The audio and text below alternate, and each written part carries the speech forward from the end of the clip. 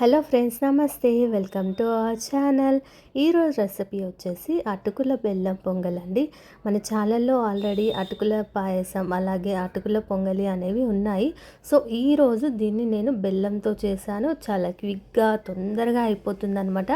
తినడానికి కూడా టేస్ట్ చాలా బాగుంటుందండి. అలాగే మనకి కృష్ణాష్టమి రోజు వితిన్ 5 మినిట్స్లో ఈ అటుకుల బెల్లం పొంగల్ అనేది రెడీ అయిపోతుంది అనమాట.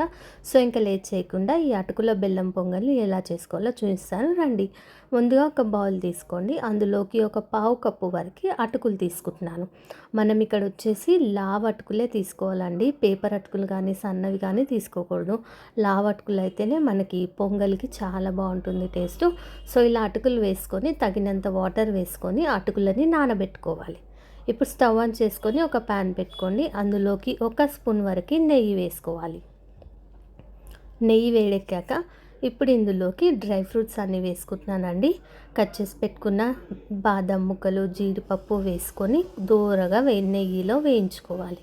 ఇవి కొంచెం వేగాక ఇప్పుడు ఇందులోకి కిస్మిస్ కూడా వేసుకొని వీటిని కూడా వేయించుకోవాలండి. ఇవి మంచిగా వేగాక ఒక ప్లేట్లోకి తీసుకొని పక్కన పెట్టేసుకోండి. ఈ అటుకుల పొంగలి చాలా తొందరగా అయిపోతుందండి. ఒక 5 మినిట్స్లో అయిపోతుంది అనమాట.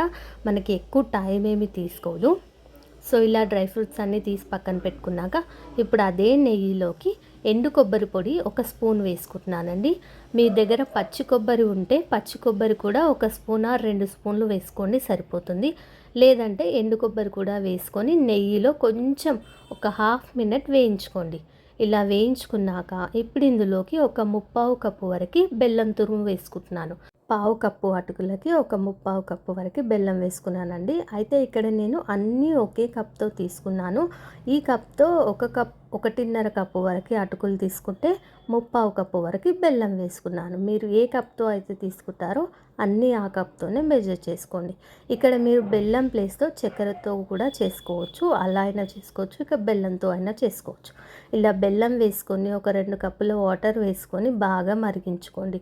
ఇలా మరుగుతున్న దాంట్లోకి ఇలాచీ పౌడర్ కూడా వేసుకొని బాగా కలుపుకున్నాక ఇప్పుడు ఇందులోకి మనం ముందుగా నానబెట్టుకున్న అటుకుల్ని కూడా వేసుకొని దగ్గర పడేంత వరకు కలుపుకోవాలి. దీనికి మనకి ఎలాంటి పాకం అవసరం లేదండి. బెల్లం కరిగి కొంచెం మరిగితే సరిపోతుందన్నమాట. ఇక్కడ చూడండి, అటుకులు వేశాక ఈ మిశ్రమం అనేది దగ్గర పడింది కదా. అలాగే మనం ముందుగా వేయించి పెట్టుకున్న డ్రై ఫ్రూట్స్ కూడా వేసుకొని ఒకసారి బాగా కలిపేసుకున్నారంటే మనకి అటుకుల బెల్లం పొంగలి రెడీ అయిపోయిందండి. వితిన్ 5 మినిట్స్లో అయిపోతుందండి ఈ అటుకుల పొంగల్ అనేది. చాలా ఈజీ రెసిపీ. అలాగే కృష్ణాష్టమి రోజు చాలా తొందరగా మనం కృష్ణుడికి ప్రసాదంలా చేసి కూడా పెట్టొచ్చు అనమాట. ఒకవేళ మనకు స్వీట్ తినాలనిపించినప్పుడు కూడా ఇలా చిటికెలో ఈ అటుకుల పొంగల్ని ఒక్కసారి ట్రై చేయండి. ఇలా టేస్ట్ చాలా బాగుంటుంది. అలాగే మన ఛానల్లో అటుకుల పాయసం అలాగే అటుకుల రెసిపీస్ అండ్ స్నాక్స్ కూడా చాలా ఉన్నాయండి. మీకు టైం ఉంటే ఒకసారి వెళ్ళి చూడండి.